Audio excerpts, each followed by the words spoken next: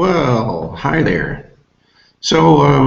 This is a small on-air explanation of what I call the Walnut box.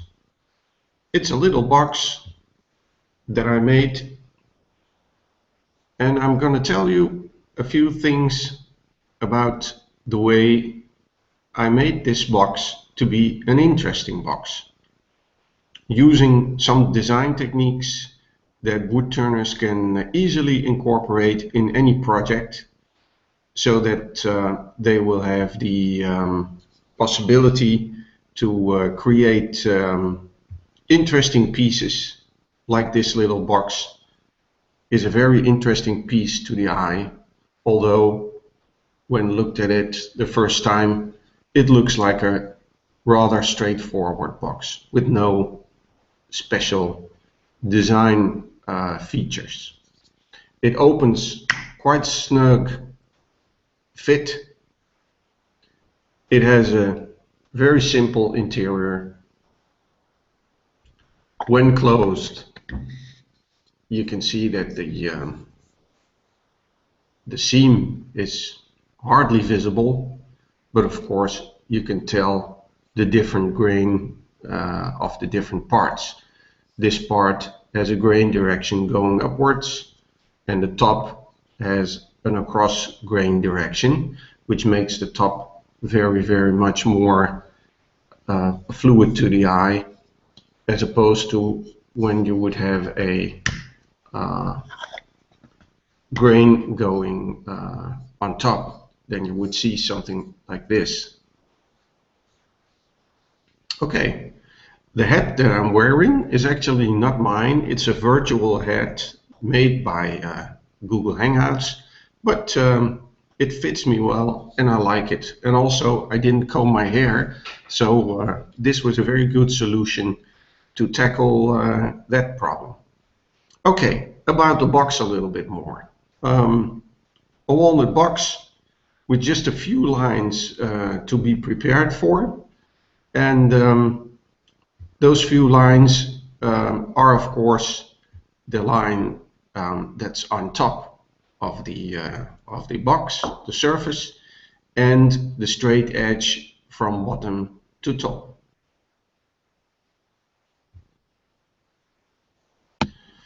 I'm going to show you now how a little bit of concaveness in the top has achieved a very interesting luster on the surface, and how little I had to do to achieve that. So instead of making it exactly straight, I made this little concave of about 1 millimeter.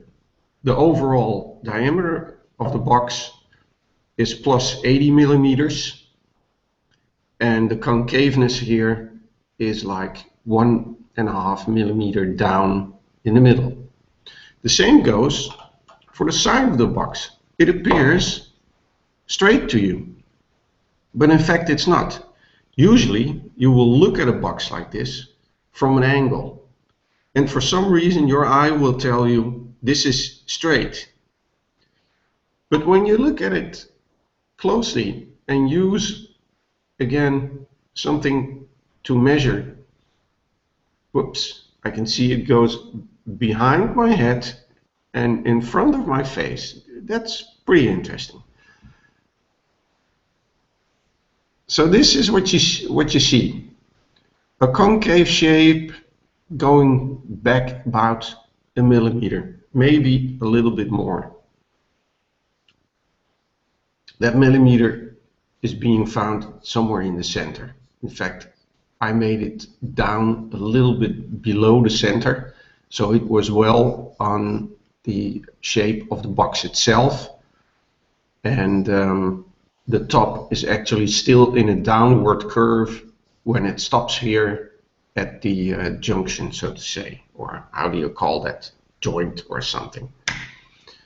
The very snug fit really has nothing to do with this line, because of course you understand that it was all turned as one piece on the lathe, having the cap installed on it so that you can cut and smooth both of the surfaces at the same time. Well, I can take an hour and a half to tell all kinds of these things to you, but this is really just a tryout of what Hangouts can do for me to tell you something about my passion being wood turning, and I'm looking forward to make more Hangout recordings and present them to you via my YouTube channel.